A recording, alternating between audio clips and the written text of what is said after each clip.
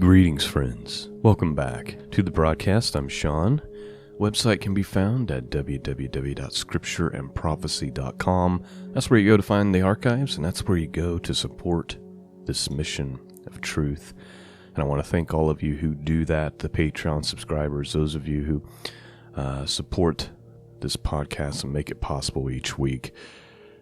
Couldn't do it without you. I'm super, super grateful. Today we are going to resume our study in the second book of Samuel, 2 Samuel, and we're ready for chapter 17. We're actually going to read 17 and 18 today. Just a quick little recap. We have to go all the way back to David's sin with Bathsheba. And after that, God told David, the sword will never leave your house. And what you did in secret, like what you did in the dark, I'm going to do before all of Israel. And we've kind of seen the fallout of that. What we read in our last study, in chapters 14 through 16, we have David fleeing from his own son Absalom, who he loves, right? But his own son is trying to take over the throne. And to make matters worse, the prophecy of what David did in secret, what David did in the dark, would be done to him in the open, also took place. And as we ended our study last time with these two verses, verse 22 of chapter 16, it says, "So they spread Absalom a tent upon the top of the house, and Absalom went in unto his father's concubines in the sight of all Israel." Try to imagine such an event, such evil.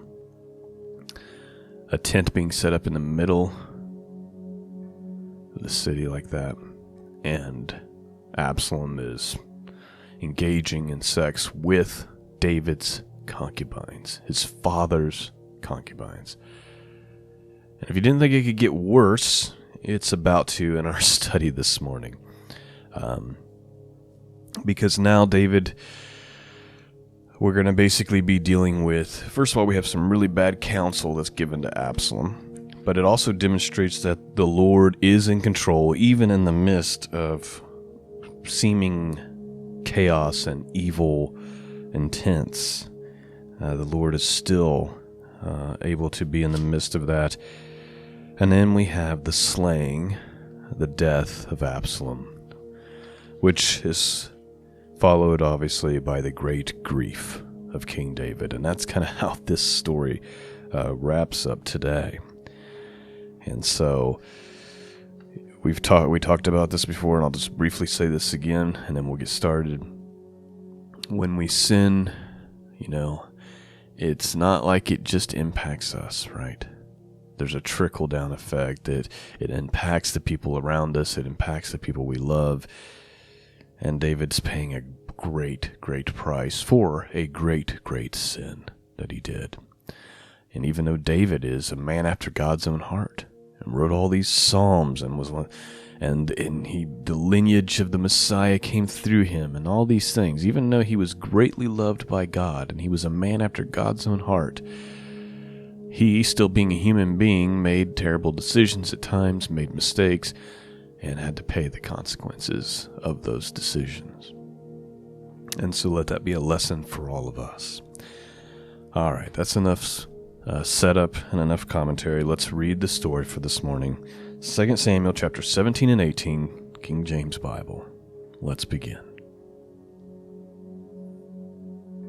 Moreover, Ahithophel said unto Absalom, Let me now choose out of 12,000 men, and I will arise and pursue after David this night. And I will come upon him while he is weary and weak and handed, and I will make him afraid, and all the people that are with him shall flee, and I will smite the king only. And I will bring back all the people unto thee, the man whom thou seekest, as if all returned. So all the people shall be in peace. And the saying pleased Absalom well, and the elders of Israel. Then said Absalom, Call now Hushai the Archite also, and let us hear likewise what he saith. When Hushai was come to Absalom, Absalom spake unto him, saying, Ahithophel hath spoken after this manner. Shall we do after his saying? If not, speak thou. And Hushai said unto Absalom, The counsel that Ahithophel hath given is not good at this time. For said Hushai, Thou knowest what thy father and his men, that they be mighty men, and that they be chafed in their minds as a bear robbed of her whelps in the field. And thy father is a man of war, and will not lodge with the people. Behold, he is hid now in some pit or in some other place. And it will come to pass, when some of them be overthrown at the first, that whosoever heareth it will say, There is a slaughter among the people that follow Absalom. And he also that is violent, whose heart is the heart of a lion, shall utterly melt, for all Israel knoweth that thy father is a mighty man, and they which be with him are valiant men. Therefore I counsel that all Israel be generally gathered unto thee from Dan even to Beersheba, as the sand that is by the sea for multitude, and that thou go into battle in thy own person. So shall we come upon him in some place where he shall be found, and we will light upon him as the dew falleth on the ground, and of him and of all the men that are with him there shall not be left so much as one. Moreover, if he be gotten into a city, then all Israel bring ropes to that city, and we will draw into the river until there be not one small stone found there. And Absalom and all the men of Israel, the counsel of Hushai the Archite, is better than the counsel of Ahithophel. For the Lord had appointed to defeat the good counsel of Ahithophel, to the intent that the Lord might bring evil upon Absalom. All right, so let's pause for just a second and take note of what's going on here. You have this character, Ahithophel, or Pel, and he says, hey, let's go and we'll do this thing and we'll sneak up and we'll take David only and I'll kill David, but there'll be peace because we won't end up being at war with all these other people. And Absalom likes that idea. So right there, that's already disturbing. Absalom's completely okay with killing his own father, sleeping with his own father's concubines. I mean, this is out of control, the evil of this kid. And this must be just deeply disturbing and heartbreaking for David and any man out there who's got a son. You can kind of feel that when you're thinking about David's predicament. But then this other guy, they asked for, Absalom wants some advice from this other guy, and he's going to compare the two advices. And the other guy, his name is Hushai, and he says, no, don't do it this way. Your dad's a man of war. This isn't going to work. And he gives him some different counsel. The part that I want to focus in on real quick, and then we'll continue on, is it says, for the Lord had appointed to defeat the good counsel of Ahithophel, to the intent that the Lord might bring evil upon Absalom. So even though you have these people, these elders, you have Absalom, they're all scheming this evil plan, right? But the Lord was involved. And the Lord was intending that you had some good advice that would probably work, and then you had some really bad advice that's not going to work. And the Lord leads them to buy into the bad advice so that he could bring evil and judgment upon Absalom. And so when I read this last night preparing for this morning, I was thinking about all the evil scheming that's going on right now in politics and in the world as they are intending to roll out some really terrible plans for the people, I believe, coming this fall and winter. My prayer is that the Lord would do what he's done in this situation, that he would give them bad counsel. and that as a result they'd fall into their own pit, into their own traps, into their own snares. Let's continue on. Verse 15. Then said Hushai to Zodok and to Abiathar the priest, Thus and thus did Ahithophel counsel Absalom and the elders of Israel, and thus have I counseled. Now therefore send quickly and tell David, saying, Lodge not this night in the plains in the wilderness, but speedily pass over. Let the king be swallowed up, and all the people that are with him. Now Jonathan and Ahimaaz stayed in Enrogel, for they might not be seen to come into the city. And a wench went and told them, and they went and told King David. Nevertheless, a lad saw them and told Absalom, but they went both of them away quickly, and came to a man's house in Bahurim, which had a well in his court, whither they went down. And the woman took and spread a covering over the well's mouth, and the ground corn there, and their thing was not known. And when Absalom's servant came to the women to the house, they said, Where is Ahimaaz and Jonathan? And the woman said unto them, They be gone over the brook, over the water. And when they had sought and could not find them, they returned to Jerusalem. And it came to pass, after they were departed, that they came up out of the well, and went and told King David, and said unto David, Arise, and pass quickly over the water, for thus hath Ahithophel counseled against you. Then David rose, and all the people that were with him, and they passed over the Jordan by the morning light. There lacked not one of them that was not gone over the Jordan. And when Ahithophel saw that his counsel was not followed, he saddled his ass, and he arose, and he gat him home to his house, to the city, and put his household in order, and hanged himself, and died, and was buried in the sepulchre of his father. Then David came to Mahanaim, and Absalom passed over Jordan, and all the men of Israel with him. And Absalom made Amasa captain of the host instead of Joab, which Amasa was a man's son, whose name was Ahithra, an Israelite, that went in to Abigail, the daughter of Nahash, sister of Zeruiah, Joab's mother. So Israel and Absalom pitched in the land of Gilead. By the way, that's an important thing to note really quickly, because then something else might make a little more sense here in a few minutes. So let's look at this part real quick again, just for 1 second. So Joab, who is kind of like a army general or something of that nature, but he's more for David, obviously. It says that Absalom made Amasa captain of the host instead of Joab. So Absalom appointed this other guy to be captain of the host, named Amasa. Now listen, it gives you this little detail. It says, which Amasa was a man's son, okay, a man's son, whose name was Ithra, an Israelite, that went into Abigail, the daughter of Nahash, sister of Zeruiah, Joab's mother. Okay, so there might be some animosity going on about all of that. Moving forward, verse 26. So Israel and Absalom pitched in the land of Gilead.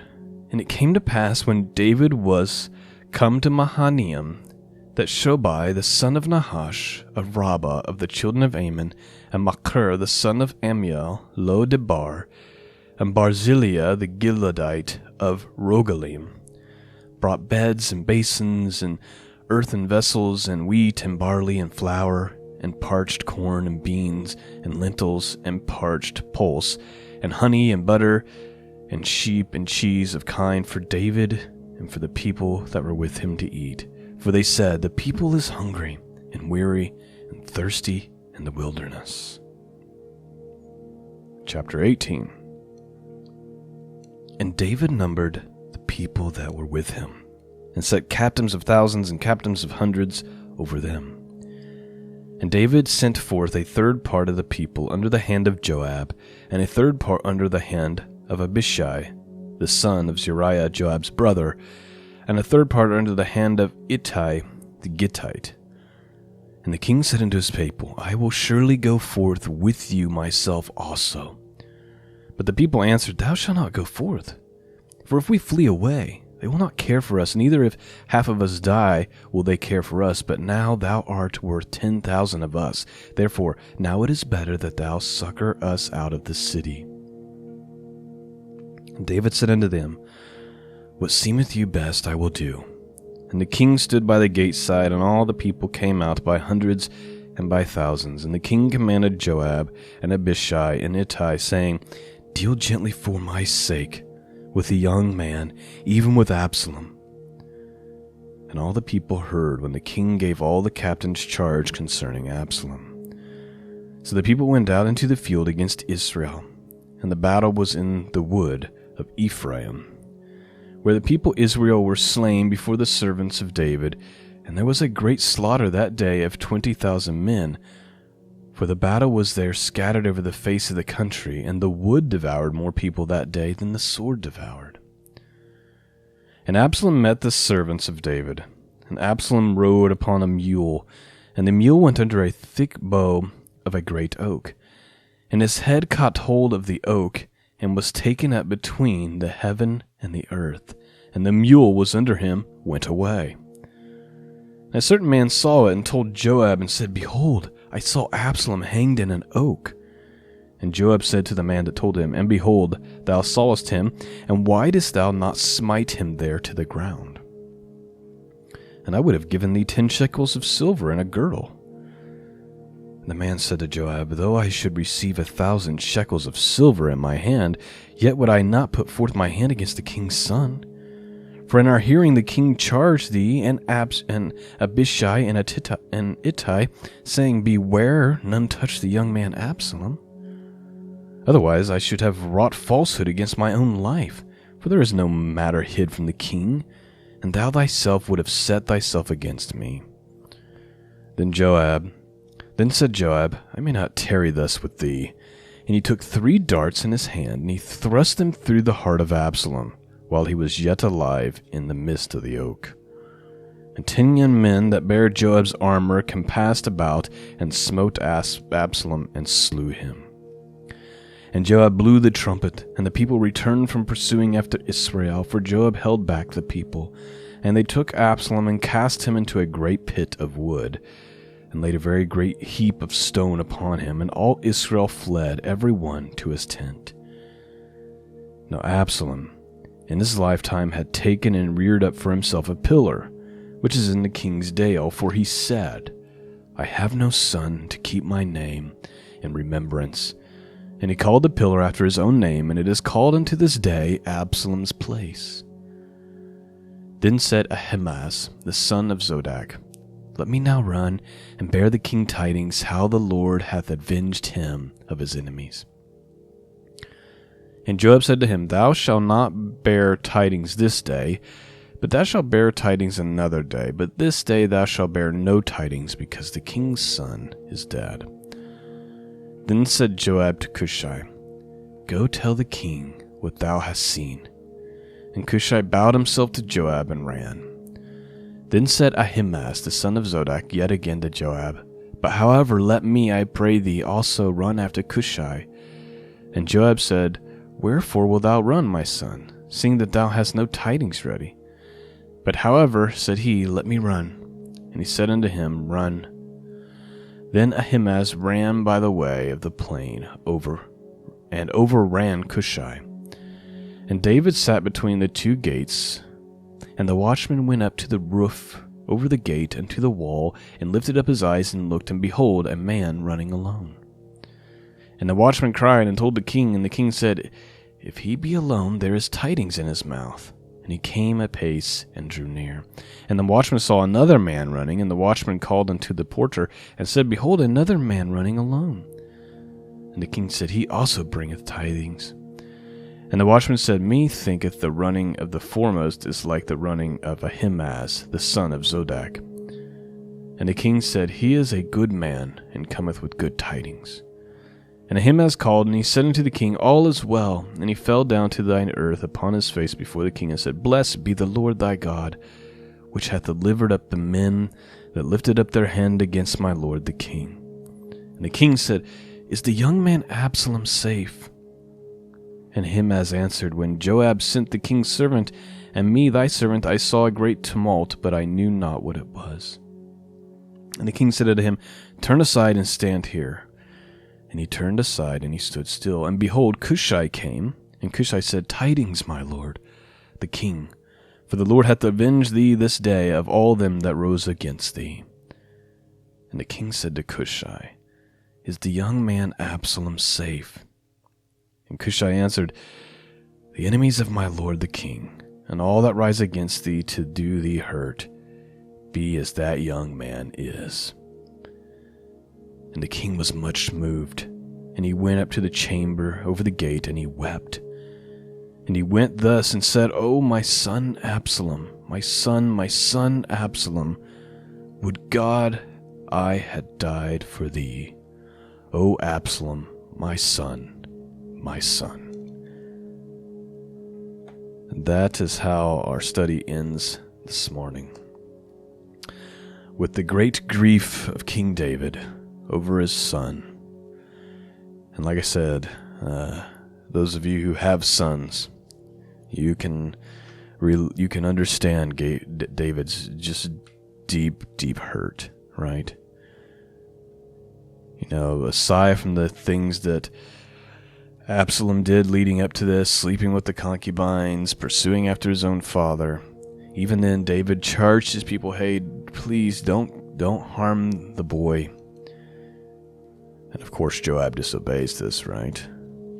And Joab and 10 of his personal soldiers go ahead and just kill Absalom anyway. And now David has gotten that news that Absalom has died. And he grieves and he grieves and he weeps. And he says, oh, that I would have died instead. And so, again, that is the consequence to David's sin.